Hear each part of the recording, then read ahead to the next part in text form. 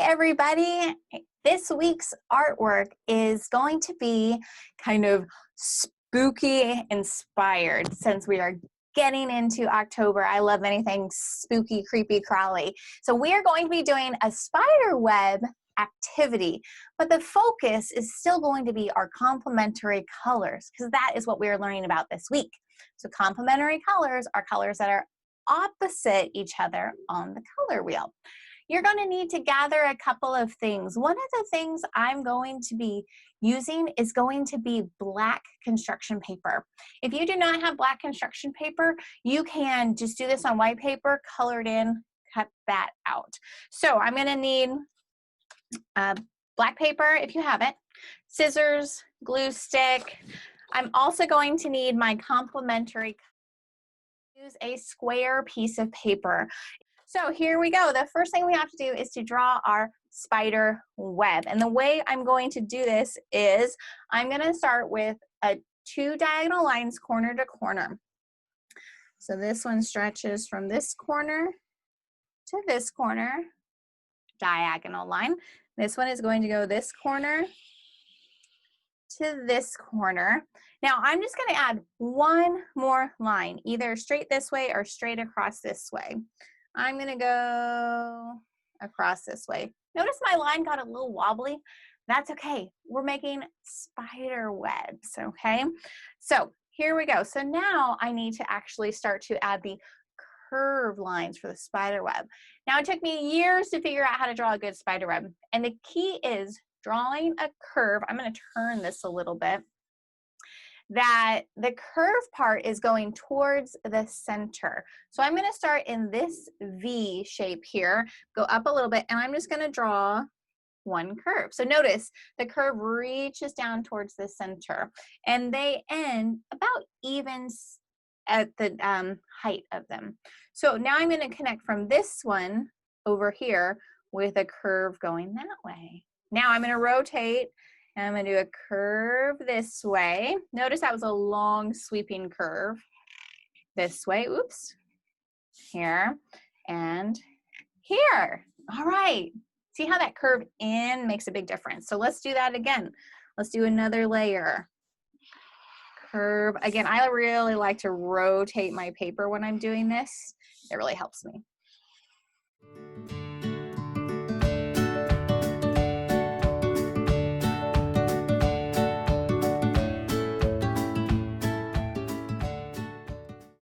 I have filled my paper with my spider web. You might notice that my last curves do not connect to my center lines. That's just what would happen if the paper were to continue going. All right, the next step is going to be to focus on our complementary colors.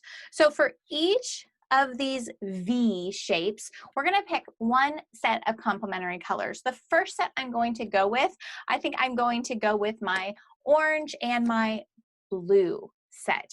And what I'm going to do is just alternate my complementary colors as I go down the row.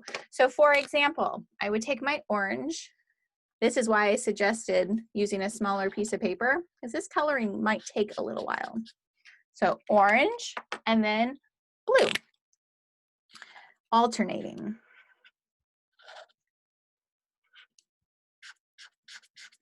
So I now go back to my orange. I'm going to repeat this until I fill up this section.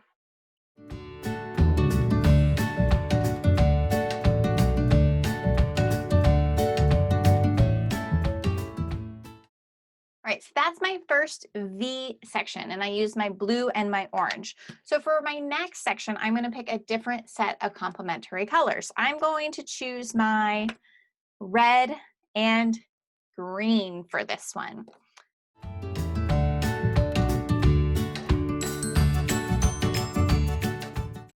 My last set of complementary colors I'm going to use are my violet or purple and my yellow. My purple looks like quite a bit like the blue when it first goes down, but hopefully you can see the difference. Once I finish this section, I'm just going to go back and do my blue and orange, my red and my green, and my yellow and my purple again.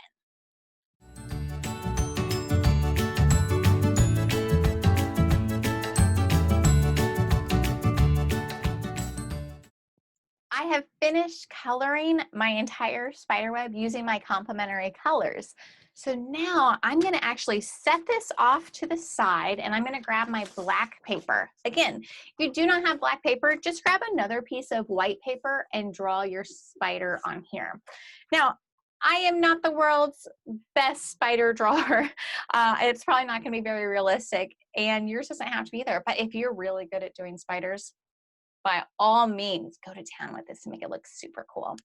So I'm just going to keep it pretty simple with a body, a head, and then, of course, my 8 legs. So I'm going to make sure I don't waste my paper by using the center. I'm just going to go down here in the corner. And your spider can be about the size of a fist, would probably be a good size of spider. And so again, I'm going to draw a circle and a head that's really connected, so when I cut this out, it doesn't fall off. And then I'm just going to outline the legs. And then whenever I cut it out, I'll make sure and grab those. Alrighty, so now I'm going to take my scissors. Now, wherever you draw, make sure that's the back of the spider. I'll show you when I glue it down. So notice what I'm going to do with these legs. I'm just going to come around that leg. I'm not going to cut it super, super skinny because we have to glue this down. Oops, you couldn't see that. Let's try that again. Coming around my marker. See that? All right, I'm gonna work on cutting this guy out.